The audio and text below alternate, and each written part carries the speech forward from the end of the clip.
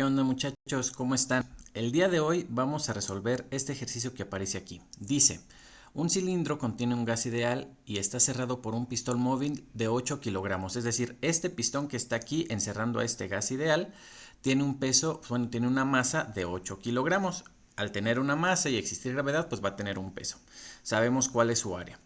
Como se muestra en esta figura, la presión atmosférica es de 100 kilopascales. Cuando el gas se calienta desde 30 grados centígrados hasta 100 grados centígrados, el pistón se va a elevar 20 centímetros, es decir, una vez que se le aplica calor, lo que vamos a tener es que nuestro pistón va a llegar hasta esta altura, donde se va a tener una diferencia de 20 centímetros. A veces es importante marcar en nuestro dibujito que tenemos las cosas que dice el ejercicio para que después sea más sencillo entender qué es lo que estamos haciendo. Luego dice, entonces el pistón se asegura en ese lugar, es decir, una vez que llegue a esta altura, ahí se va a fijar y ya no va a ser movible, es decir, el volumen ya no va a poder cambiar. Una vez que pasa eso, el gas se enfría nuevamente hasta 30 grados centígrados. Sea delta Q1 el calor agregado al gas en el proceso de calentamiento y delta Q2 el calor perdido durante el enfriamiento. Queremos conocer cuál es la diferencia entre el calor que ingresa y el calor que sale. Básicamente de eso trata el ejercicio. Si nos están hablando de calor, podemos entender que lo que nos están pidiendo que utilicemos es la primera ley de la termodinámica. Y recordemos que la primera ley de la termodinámica lo que nos dice es que el cambio en la energía interna es igual al cambio de calor menos el trabajo realizado por o sobre el sistema. No debemos olvidar además que sabemos que el trabajo realizado por o sobre el sistema se ve como la presión constante por el cambio en el volumen. ¿Qué nos dice esta ecuación de aquí? Bueno, cuando el volumen se expande, es decir, cuando nuestro gas se expande, es el sistema el que está realizando trabajo sobre los alrededores. Por eso llevaría aquí signo menos. Fíjense que esto sería positivo, aquí me quedaría negativo, indicando una reducción en la energía interna, porque ese trabajo saldría de esa energía interna. Por otro lado, si mi sistema se comprime, delta V es negativo, el trabajo es negativo, menos por menos me da más, y entonces el trabajo que se realiza sobre el sistema me da como resultado un aumento en la energía interna. Dicho eso, vamos a proceder a resolver el ejercicio. Pensemos primero en qué sucede al calentar el gas.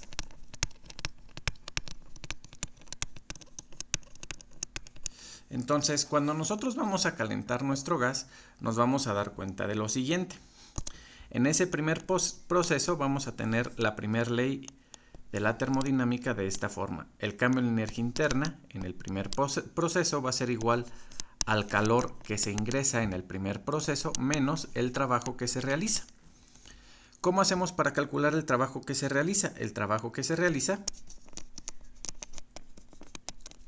es la presión por el cambio en el volumen. Si se fijan, aquí tenemos un área fija y lo único que cambia es la altura. Por lo tanto, el cambio en el volumen no va a ser otra cosa que la presión por el cambio en la altura del pistón, ¿sí? Entonces, todo esto que aparece aquí es delta V.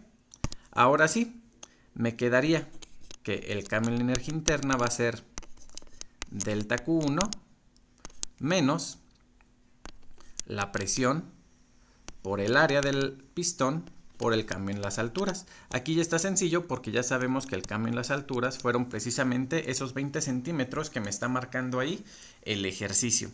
¿Cuál es mi problema ahora? Conocer a qué presión se encuentra el gas. ¿Cómo hacemos para calcular eso? Recordemos que la presión no es otra cosa que fuerza sobre área. Y además que la presión se puede sumar. Es decir, la presión total es igual a la suma de las presiones que están efectuándose sobre mi sistema. En este caso, ¿qué presión voy a tener? Pues la presión atmosférica más la presión debida al peso del pistón. Es decir, tendría 1 por 10 a la 5 pascales más la presión del pistón, que es la masa del pistón por la gravedad, sobre el área. Si se fijan, lo único que estoy utilizando es la definición de presión, fuerza sobre área, debido a que el pistón tiene cierta masa, que aquí me decía que era de 8 kilogramos, eso lo tengo que utilizar para ver cuál es la presión que el mismo pistón está ejerciendo sobre el gas. De esta forma, la presión total que vamos a tener aquí sería 1 por 10 a la 5 pascales, más la masa, que son 8 kilogramos, por la gravedad, que son 9.81 metros sobre segundo al cuadrado, entre el área.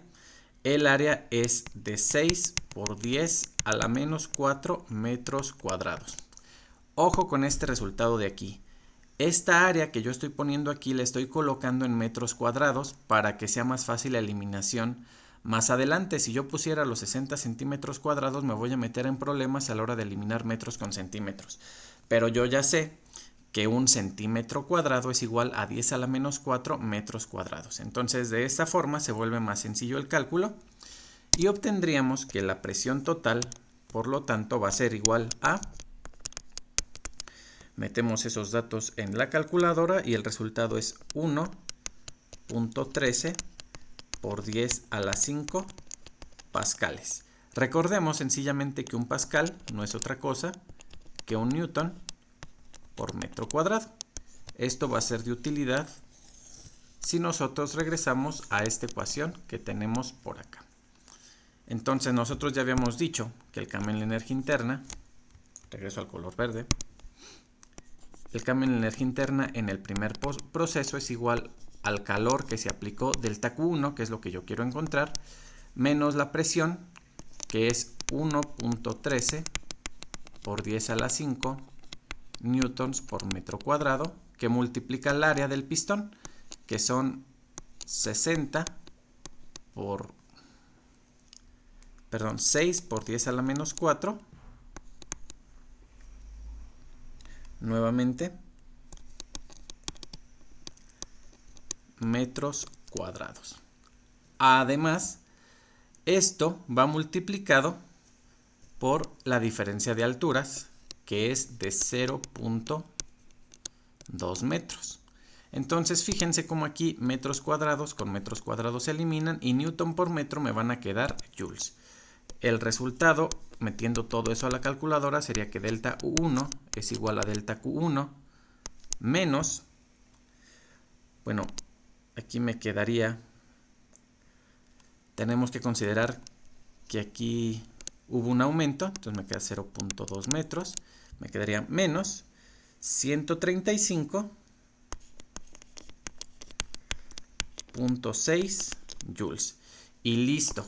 Acabo de encontrar cuál es el cambio en la energía interna en el proceso en el que el gas se calienta. Ahora, ¿qué pasa en el proceso de enfriamiento? El ejercicio claramente me dice que una vez que se va a comenzar el proceso de enfriamiento, lo que hicieron fue fijar el pistón. Fijar el pistón quiere decir que no va a haber cambio en el volumen, y si no hay cambio en el volumen, ¿qué pasa con el trabajo? Va a ser cero. Entonces, en el proceso de enfriamiento, tenemos por seguro que el trabajo realizado va a ser cero. Además, como se está enfriando, el calor de ese proceso va a ser menos delta Q2.